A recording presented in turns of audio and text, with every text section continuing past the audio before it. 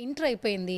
Next ఏం చేయాలి? It's an open invitation to students ఎవరైతే ఇంటర్మీడియట్ కంప్లీట్ చేశారు. గ్రూప్ గురించి వరి అవ్వదు, ఏ గ్రూప్ అయినా కావచ్చు. మీరు ఇంటర్మీడియట్ కంప్లీట్ చేసిన ఒక స్టూడెంట్ అయితే ఇట్స్ అన్ ఇన్విటేషన్. ఇంకో విషయం కూడా ఏంటంటే, మీకు ఎంత పర్సెంటేజ్ మీ ర్యాంక్తో మాకు సంబంధం లేదు. ఎందుకంటే వాళ్ళు ఒక ఎగ్జామినేషన్ రాయాల్సి ఉంటుంది, కండక్టెడ్ బై విశ్వని. దాని తర్వాత ఒక ఇంటర్వ్యూ రౌండ్ ఉంటుంది. ఇది చాలా ఇంపార్టెంట్. అది ఎవరు కండక్ట్ చేస్తారు? మేము చేస్తాం. Accenture employee. ఇప్పుడు టెక్నాలజీ అభివృద్ధి చెందిందని సంతోషపడాలా, ఏ వచ్చిన తర్వాత జాబ్స్ ఉండవని బాధపడాలా అని అందరూ ఆలోచిస్తున్నారు. ఏఐ తెలియని వాళ్ళకి, ఏఐ నేర్చుకోని వాళ్ళకి జాబ్ ఉండదు. బిఎస్ కంప్యూటర్ సైన్స్కి అంత ఇంపార్టెన్స్ ఉందా అని చాలా మంది అడుగుతున్నారు. ఇది అంత మంచి కోర్సా? నిజంగా బైపీసీ స్టూడెంట్స్, ఎంఈసీ, హెచ్ఈసీ వాళ్ళు కూడా ఇందులో రాణించగలరా? నేను ఒక నేను బైపీసీ స్టూడెంట్, కానీ నేను కంప్యూటర్ సైన్స్ చేసి యాహూ గూగుల్తో వర్క్ చేసి bachelor of science computer science చదివిన వాళ్ళు గేట్ రాయొచ్చు, ఇండియాలో ఉండి ఎంటెక్ చేయొచ్చు, అబ్రాడ్కి వెళ్ళి ఎంఎస్ చేయొచ్చు. ఇంకో విషయం ఏంటంటే, బిఎస్ నుంచి డైరెక్ట్గా పిహెచ్డి కూడా చేయొచ్చు. వేరే ఏ కంట్రీకి వెళ్ళినా బీటెక్ అనేది ఉండదు. It's not a global degree. Okay, it is Indianised way of technological degree, అంతవరకు. నవేడేస్ ఎడ్యుకేషన్ ఏ విధంగా చూస్తారు మీరు?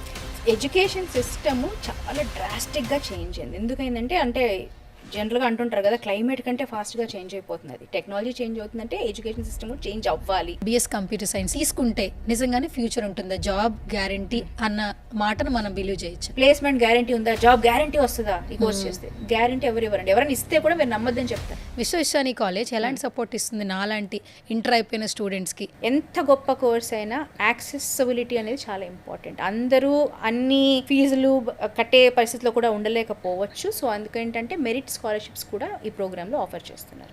Up to 1.2 lakhs college is offering merit scholarship. So రండి, ఎగ్జామ్ రాయండి, యాక్సెంచర్ ఇంటర్వ్యూ అటెండ్ అవ్వండి. ఆఫర్ లెటర్ వస్తే మీ మెరిట్ని బట్టి మీకు ఒక స్కాలర్షిప్ కూడా వస్తుంది. ఒక పెద్ద ఎంఎన్సీ కంపెనీ 30,000 పీపుల్ ఒక్కసారిగా లే ఆఫ్ చేసి పడేసింది. కాన్స్టెంట్గా అప్ స్కిల్లింగ్, రీస్కిల్లింగ్ అనేది ఇప్పుడు, ఒకప్పుడు ఆప్షన్ ఉండేది, ఇప్పుడు ఆప్షన్ కాదు. మీరు అన్న correct point. One and only option. AEDP program అని వింటూ ఉన్నాం, ఒకసారి అసలు ఎక్స్ప్లెయిన్ చేయండి, అసలు ఆ ప్రోగ్రామ్ ఏంటి? AEDP is apprenticeship embedded degree program అండి. అంటే బ్యాచులర్ ఆఫ్ సైన్స్ కంప్యూటర్ సైన్స్లోనే for the first time in affiliation with Osmania university approval తీసుకొని యూజీసీ గైడ్ లైన్స్ ప్రకారం టాలెంట్ స్ప్రింట్ పార్ట్ ఆఫ్ యాక్సెంచర్తో కొలాబరేట్ అయి డిజైన్ చేసిన bachelor of science computer science 4-year program is nothing but AEDP. Apprenticeship embed ఎందుకు అనంటే, నేను చెప్పినట్టు first 2 years కాలేజ్లో నేర్చుకుంటారు, 3rd year యాక్సెంచర్తో నేర్చుకుంటారు, 4th year of the course బేసిక్గా స్టూడెంట్స్ ఒక ప్లేస్ అయిన సంస్థతో అప్రెంటిస్ ఆర్ ఇంటర్న్గా కంప్లీట్గా వర్క్ చేయడం జరుగుతుంది. That is the real work experience. So tell me about talent sprint legacy. Talent sprint is an edtech organization అండి. 15 years లెగసీ క్యారీ చేస్తుంది, which is now a part of Accenture LearnVantage, which is a very renowned corporate edtech training organization. More than 2 lakh students, లెర్నర్స్ని train చేసిన ఒక సంస్థ.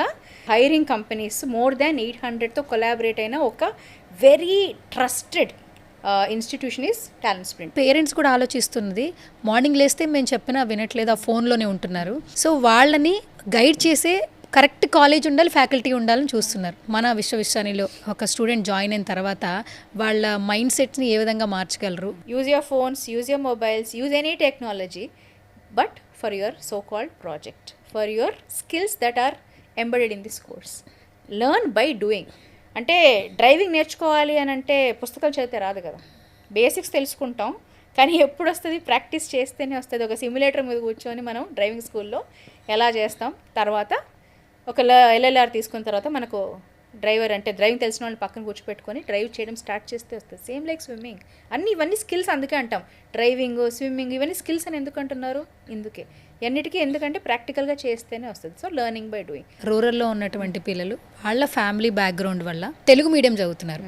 మీరు first basement inter తర్వాత మా కాలేజ్కి వచ్చేయాలని చెప్తున్నారు, మరి అప్పటికి వాళ్ళు తెలుగులో ఉన్నారు. సడన్గా ఇంగ్లీష్ రాగానే ఒక నర్వస్నెస్ వచ్చేస్తుంది.